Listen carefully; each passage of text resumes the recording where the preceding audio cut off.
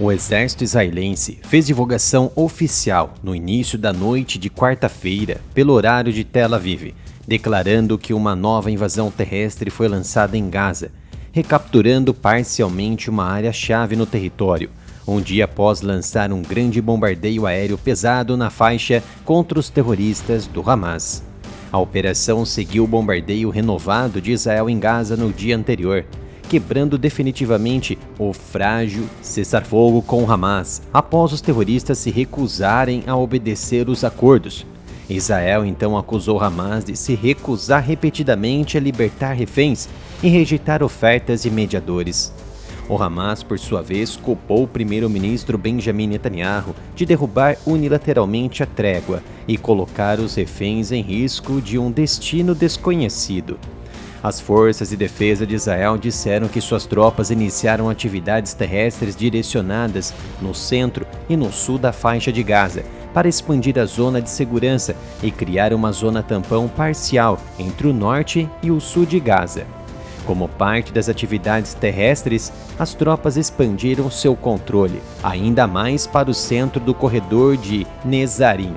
Pelo acordo de cessar-fogo de janeiro, Israel se retirou do corredor Nezarim, uma importante faixa de terra que divide Gaza ao meio, separando o centro da cidade de Gaza e o norte de Gaza das partes sul da faixa que faz fronteira direta com o Egito.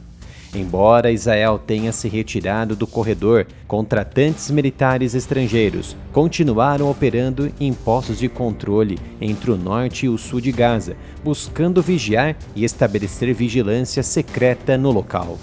Depois que a trégua entrou em vigor, centenas e milhares de palestinos atravessaram o corredor a pé, de carro, em alguns casos de burro, muitos deles retornando para suas casas que haviam sido destruídas após 15 meses de bombardeio israelense contra os terroristas. Muitos desses indivíduos que pertenciam ao norte da faixa de Gaza foram impedidos no início de se movimentarem no próprio território pelos terroristas do Hamas para servirem de escudo contra os ataques justificados de Israel. A nova ofensiva terrestre ocorreu depois que Israel bombardeou Gaza com ataques aéreos durante a noite e até terça-feira, matando mais de 400 pessoas, de acordo com o Ministério da Saúde de Gaza, e, pasmem, controlado pelo Hamas, em um dos dias mais duros da guerra. Nesta quarta-feira, as Nações Unidas disseram que um de seus, abre aspas, trabalhadores humanitários, fecha aspas, foi morto por uma munição explosiva na casa de hóspedes da ONU, no centro de Gaza, e outros 5 ficaram feridos. A ONU sempre foi reduto de terroristas em Gaza. Grande parte dos reféns mantidos pelo grupo estava em instalações da ONU, onde sofreram torturas, crimes sexuais e abusos psicológicos. Enquanto isso, a guerra renovada atraiu milhares de manifestantes ao parlamento israelense, o Knesset, em Jerusalém.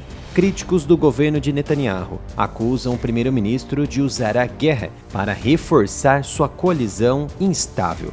A declaração militar israelense veio depois que o ministro da Defesa, Israel Katz, alertou na quarta-feira que os moradores de Gaza pagarão o preço total se os reféns israelenses não forem devolvidos e o Hamas continuar governando na faixa.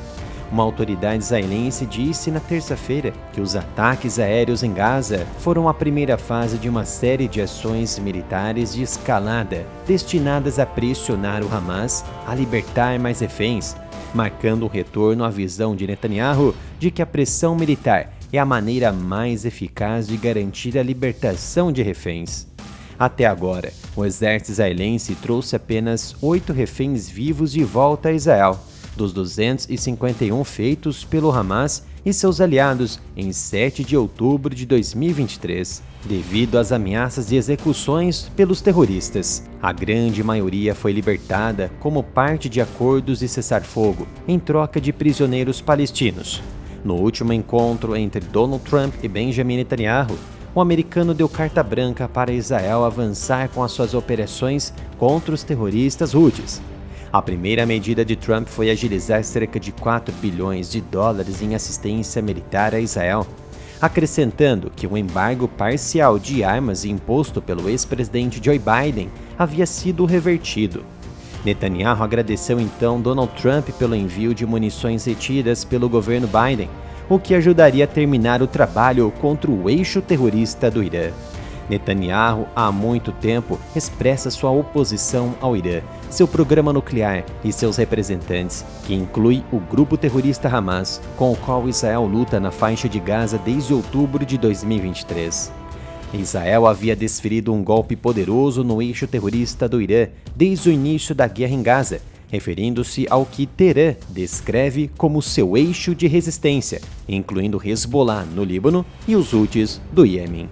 Espero que tenham gostado deste vídeo sobre a nova operação em andamento de Israel contra os terroristas. Ajude no meu trabalho comprando as minhas camisetas na loja oficial do canal através do site umapenca.com/área militar.